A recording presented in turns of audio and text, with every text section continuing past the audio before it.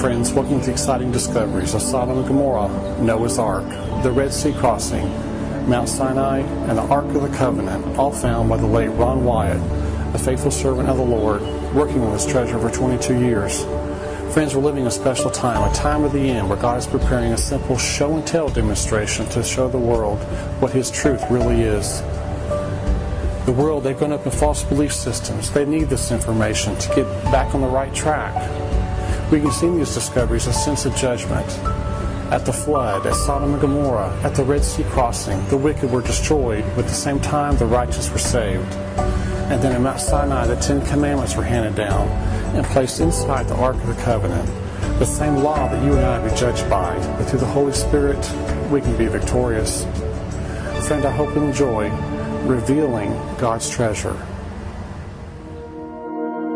Sodom and Gomorrah.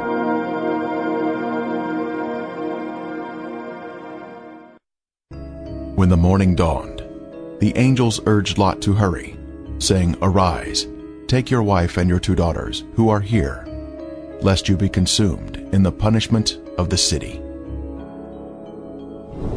Lot, his wife and daughters, all fled from the terrible destruction of Sodom.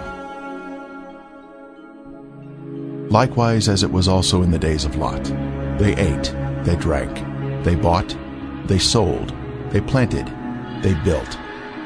But on the day that Lot went out of Sodom, it rained fire and brimstone from heaven, and destroyed them all. Wicked men were punished by the Lord in a divine judgment of fire. The intense heat consumed the wicked cities and their inhabitants.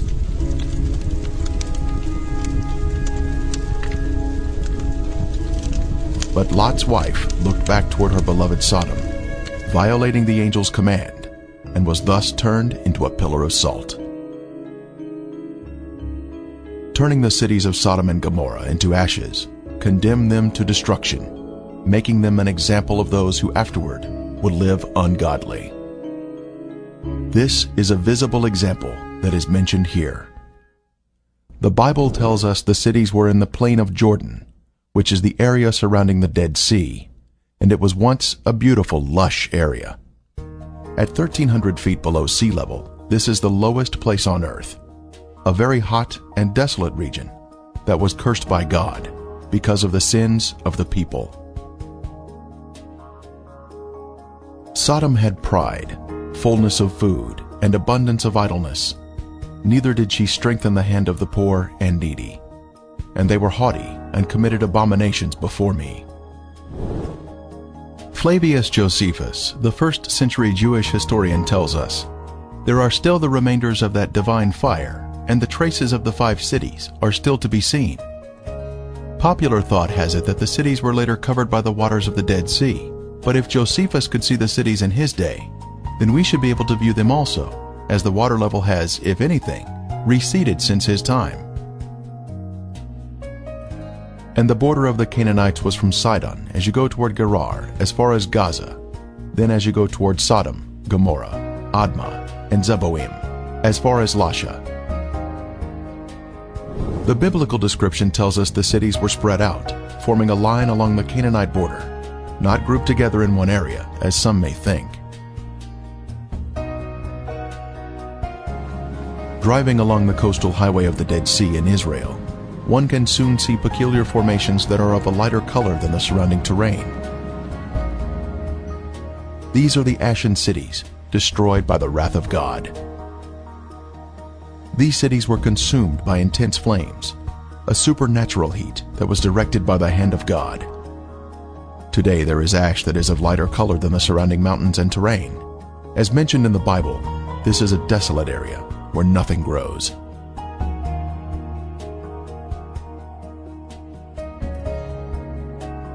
Inspecting the formations closely, one can see structures containing man-made elements, such as 90-degree angles. Even though the buildings were consumed by the fire, the remaining ash in these cities is comprised of a heavier material due to the inclusion of brimstone or sulfur, and still retains some of the original shapes of man-made structures. This stunning structure stands out as a singular formation with 4 sides, surrounded by a deep moat.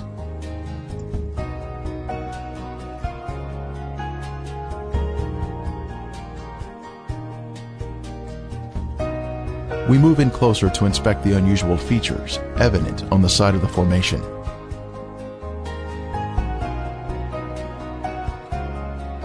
On the side of the structure, this swirling pattern is different from any type of sedimentary rock or soil that would normally contain horizontal, even layers.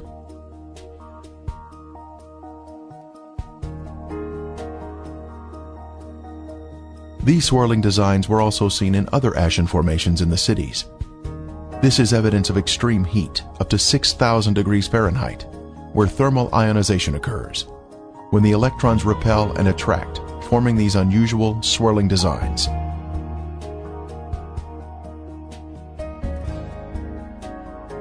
In Lot's day, this area was a swirling cauldron of death and destruction, rained down from the Lord in heaven.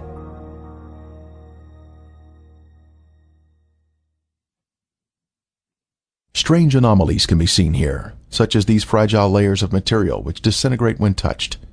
The limestone buildings in the cities of Sodom and Gomorrah were totally transformed into ash by the consuming fire of the Lord.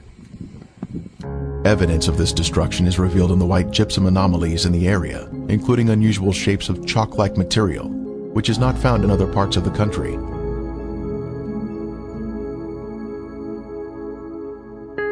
Even layers of white and gray material can also be seen, comprising gypsum and ash. At the time of Elijah on Mount Carmel, the Lord sent down a superheated fire from heaven, consuming the stone altar and sacrifice, turning them into ashes. Then the fire of the Lord fell and consumed the burnt sacrifice, and the wood, and the stones, and the dust, and it licked up the water that was in the trench. We are also told, "For the Lord your God is a consuming fire, a jealous God." When God unleashes a consuming fire, it will turn stone into ashes. At the perimeter of this city, one can see this amazing Sphinx still standing today. It was a pagan symbol positioned at the edge of town and was thought to protect the inhabitants from harm. The Sphinx stands alone as a singular structure with a defined shape. This particular Sphinx has an obvious demarcation between its base and the soil below it, another sign of a man-made structure placed on top of the soil. Later, we will see another Sphinx.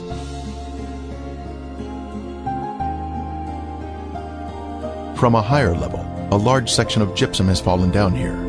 It clearly exhibits the alternating layers of white ash that is calcium sulfate, gray ash that is calcium carbonate.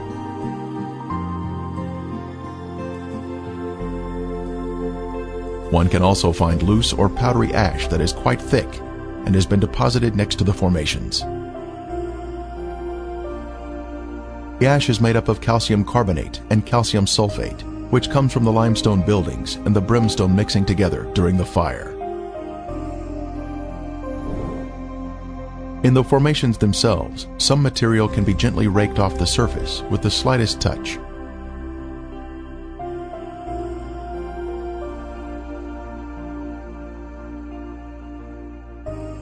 Looking down the city streets, one can notice man-made shapes which are not found in nature.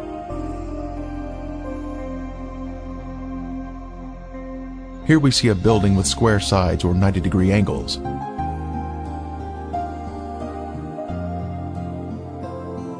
From the opposite side, we can see the same symmetrical structure and man-made angles.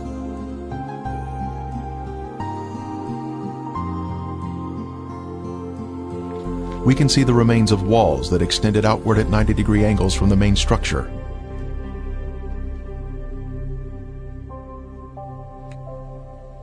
Once again, further evidence of man-made construction. Here we can see square windows that are visible in the walls of the structures, which give us a view of the past. Scanning the city for signs of prior habitation, we can see in the foreground a tower of cylindrical design, positioned at the edge of the city.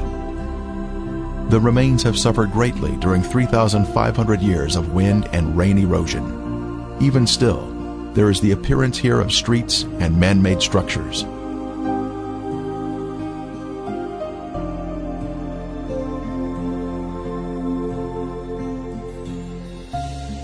Here in the foreground, we have a conical shape, resting on a raised area.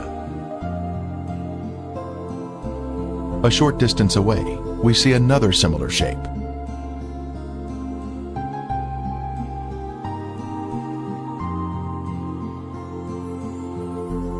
As we pan across the city, we can see in the distance an arched doorway that exhibits a symmetrical shape, even to this day.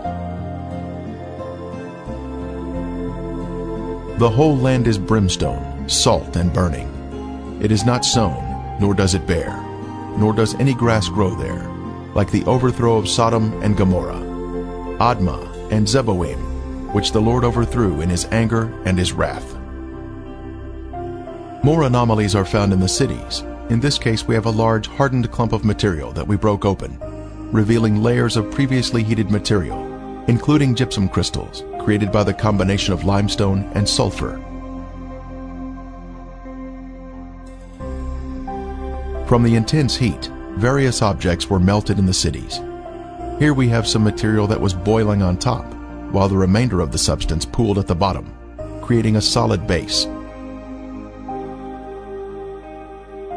A very unusual find here, but just another strange anomaly not found in other areas of the country.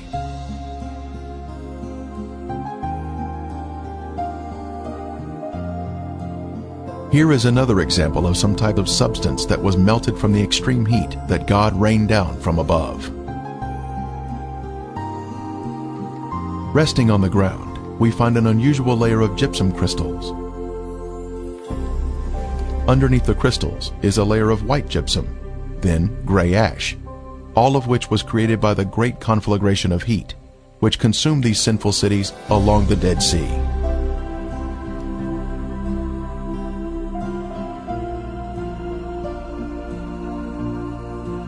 Once again, we find more gypsum, this time in a circular formation of crystals, all radiating outward.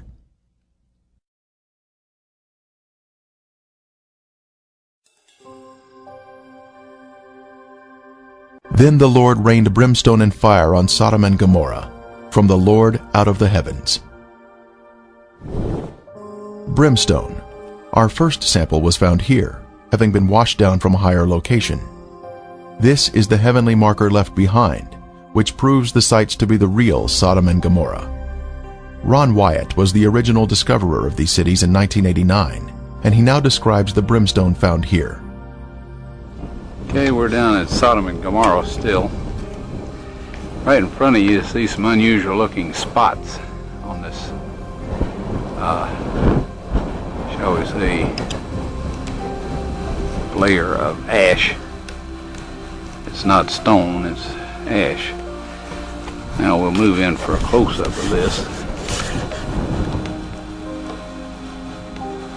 And you can see that they're kind of circular shaped places. Now what we have found, and we'll move in a little closer here, is that inside each of these is sulfur. That is in most of them. Now the ones that do not have sulfur in them, and this one we just took a bunch of sulfur out and put it in our specimen bag. But the ones that don't have sulfur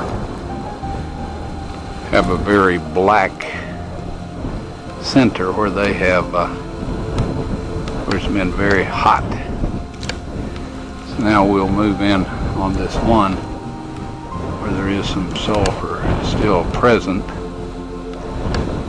and back off just enough so you can see what we're up to here, and we'll go collect that sample in a bag.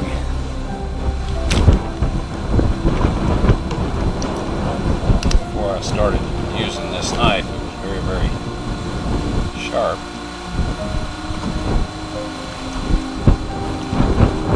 Okay, here this is, and we have collected some more, and it smells and tastes like sulfur.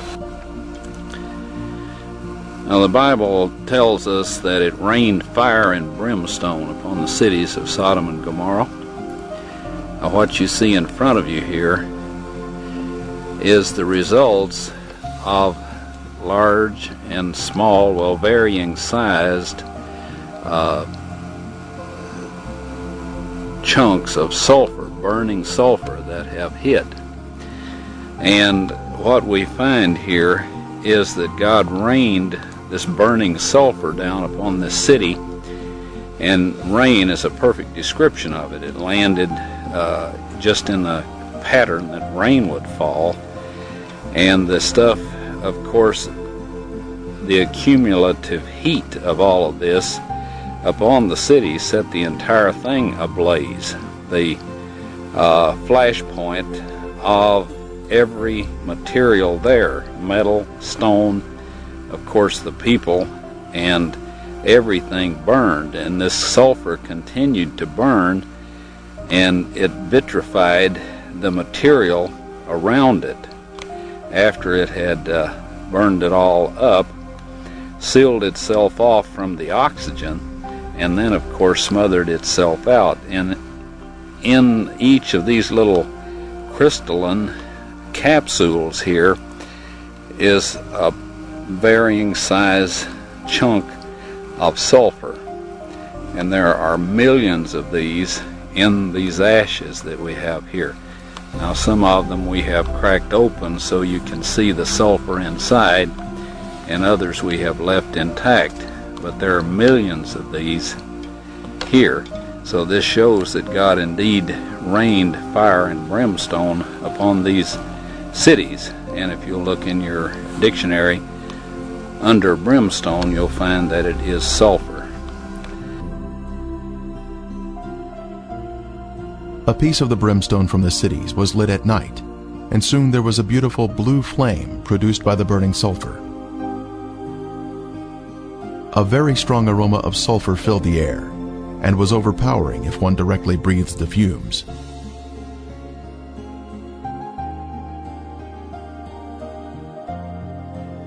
Exploring the cities further, more brimstone was found of various shapes and sizes.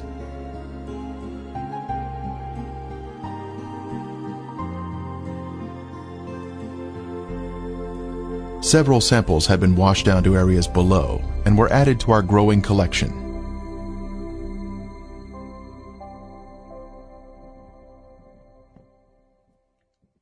This brimstone is made of monoclinic, white sulfur that has been burned or cooked at a high temperature. It is quite different from natural sulfur that is formed in geothermal areas. Samples were taken to a lab for analysis.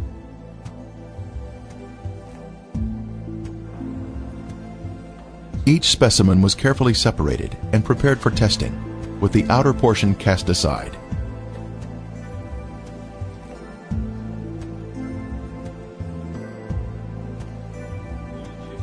Next, the samples were dried and placed in a rock crusher. Then they were pressed onto a disc. Then they were loaded into a machine for the semi-quantitative X-ray analysis. Each sample was individually transported into the testing chamber for analysis. The results proved to be quite amazing.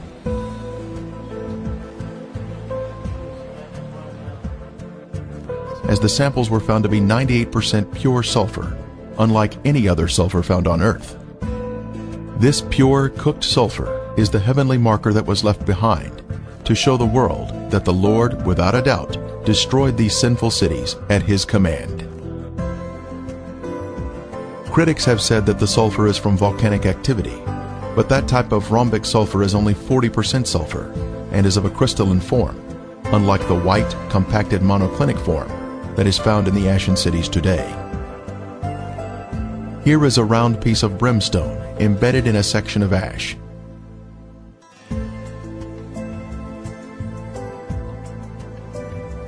Another clump of ash contains a piece of brimstone that has a burn ring surrounding the unburned sulfur inside.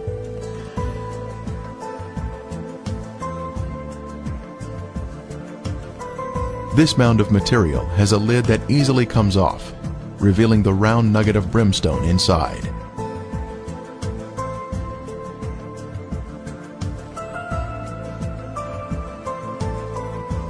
As we gaze across the southern end of the Dead Sea, we can view the El Lisan Peninsula in Jordan. Apparently the city of Gomorra extended over to this peninsula in the days of Lot. One can find the same white formations in this area. Ashen formations are seen, including walls extending out at 90-degree angles. We can also see clumps of gypsum scattered on the ground, like this one here. Brimstone is also found in this area. Incredibly, a Byzantine-era church was constructed here, as noted on this sign, built here because the area was known for its biblical significance.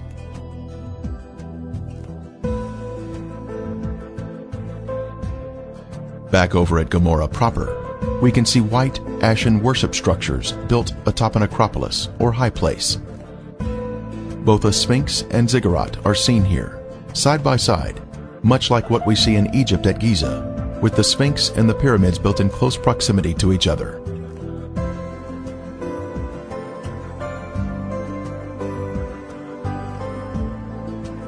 While inspecting Gomorrah, other visitors arrived to view the unusual formations. The Sphinx is made of a white material, whiter than the ash surrounding it. Perhaps it was built of more expensive components and dedicated to their pagan gods. The Sphinx represented a god of protection, but even it was consumed in the flames. It is approximately 30 feet long and is quite impressive, both in its shape and size.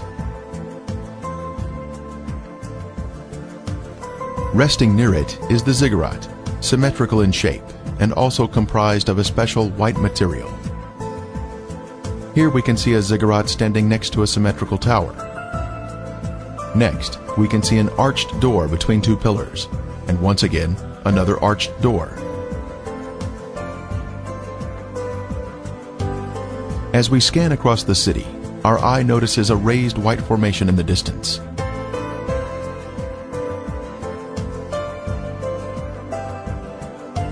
As we near the formation, we can see it is in the shape of a ziggurat. It turns out there are actually two ziggurats on this raised acropolis.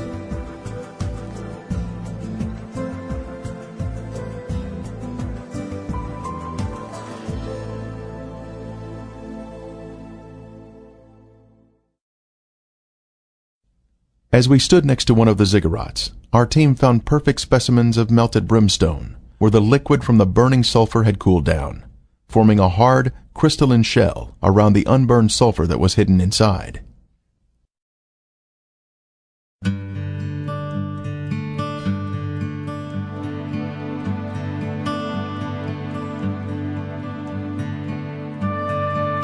On the outside of the ziggurat, we spotted a piece of brimstone fused into the side of the formation.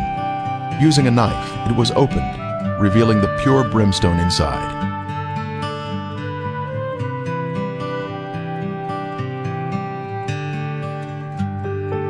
Resting on a ledge of the ziggurat, we see another sample of brimstone that was opened with a knife, once again revealing the pure sulfur inside.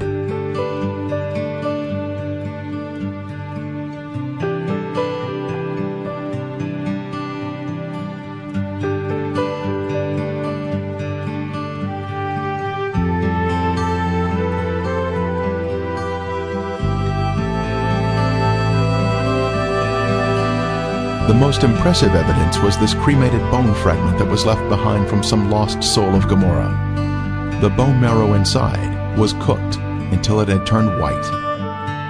This is a moving testimony of God's power to destroy those who reject the Holy Spirit. Are we in the will of God, allowing the Holy Spirit to guide us into obedience? Or are we part of the rebellious and lost? There is a future event mentioned in Revelation, but the cowardly, unbelieving, abominable, murderers, sexually immoral, sorcerers, idolaters, and all liars shall have their part in the lake which burns with fire and brimstone, which is the second death. The day is coming, burning like an oven, and all the proud, yes, all who do wickedly, will be stubble, and the day which is coming shall burn them up. The surface of the earth will be as a lake of fire, with all unrepentant sinners being consumed by fire and brimstone, just as Sodom and Gomorrah were destroyed. Friend, there is only one way to escape the punishing flames of the second death, and that is through Jesus Christ. Won't you ask Him to take over your life today?